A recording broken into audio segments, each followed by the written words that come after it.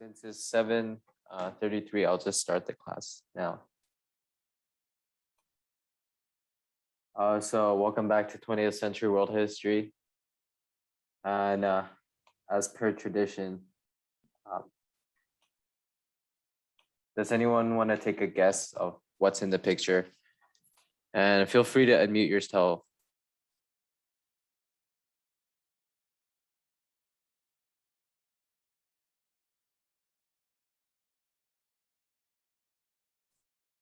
No one wants to take a guess?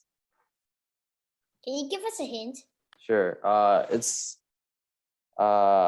give you the hint is last class picture.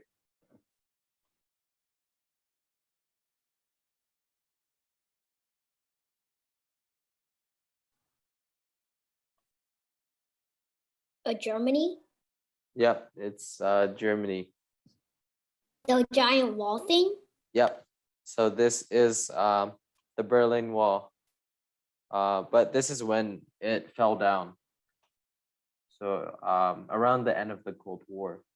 And as you can see here, a lot of people are at the wall, just waiting for it to just fall down, you know? They're just taking down the wall one by one. Wait, how do they just take down it?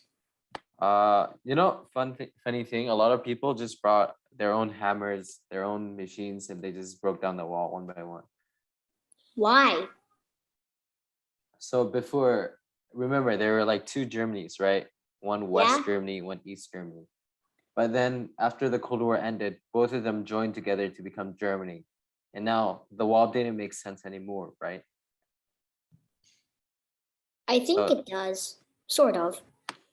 Well, if it's one country, why would you need a wall around a city, right? It doesn't make sense. Yeah. Yeah, like Vancouver doesn't have a wall, right? Because it's one country. So it was the same thing in Berlin. It was one country now, so the wall was not necessary.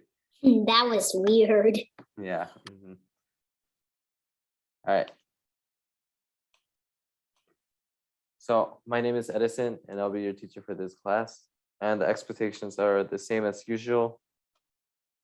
And for today, for our class schedule today, we'll be covering the second part of the Cold War, the Ho Chi Minh Trail, which is one of the interesting things that happened during the Cold War, and also the modern civil rights movement. Okay, so let's have a recap from last class. So does anyone want to just say who were the superpowers of the Cold War? The Soviet Union and USA. Yep, that's correct. And just to make it a bit harder, do you know what military alliance USA was part of?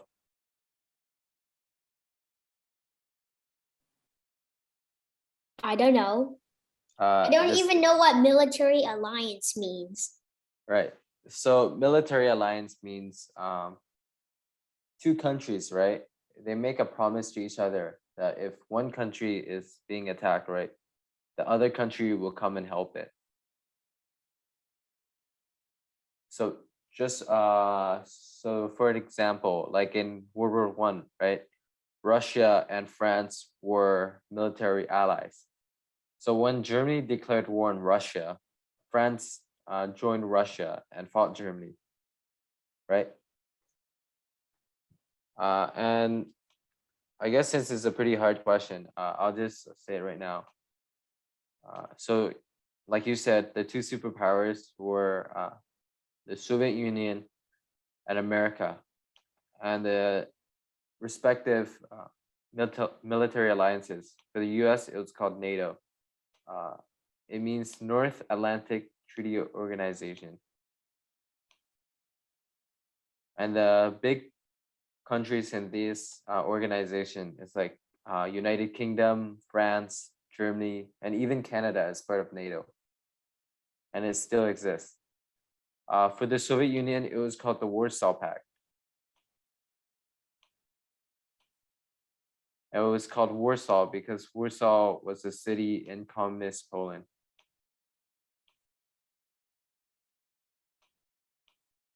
Right. So we're gonna start with part 2 of the Cold War.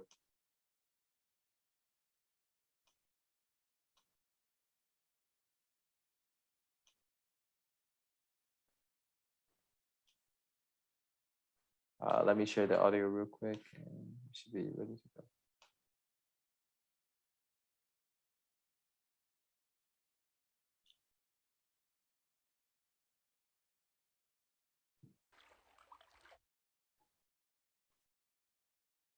And even though a lot of the civil rights movement focused on Black people, it was also about other ethnicities. And many of them took inspiration of the Black movement to join it too. Like in here, you can see Chinese people protesting, and this young girl right here saying, Black power to Black people, yellow power to yellow people. So a lot of people started realizing, hey, it's unfair that we're being treated this way. We have to stand for ourselves. We have to fight for ourselves. And it's also not about ethnicities. And it was also about women too. Back in the time, women were treated as sort of like second-class citizens, not as equal as men. And they also striked. And over here, they received the 1963 Equal Pay Act. So that made it that women should earn as much money as a man, right? It's crazy that it took for such a long time for them to think that out, that women should get paid as much as men. And then the next year, they passed the Civil Rights Act, which banned inequality based on gender. So you can't treat someone differently because they're a different gender. And it didn't work out really well for some people, right? A lot of people were uncomfortable with the change, and many fought back against it. In this example here, you see in Operation Wetback, tons of Mexicans were locked up in cages by the military in military style and deported en masse back to Mexico. And have you seen, like, look at this photo right here. It's really messed up, right? Like, why would you put in humans in cages like this? They're not animals, right? How would you feel like if someone came to your home, pulled you out, locked you in this cage, and then brought you back to your original country? It'd be pretty insane and rude nowadays. But back then, it was actually a thing. And so, in the end, we still won, right? Nowadays we have equality for everyone, and I think a lot of us have to be grateful for the people who came before us, who fought for our rights, our freedom, for us to have such a good life nowadays. And on that note, that's the end of class, and that will also be the end of the 20th century history class. So if you guys have any questions, feel free to say so. And if not, you're dismissed. Bye. Goodbye, Lennon. Bye. Goodbye, Yelena.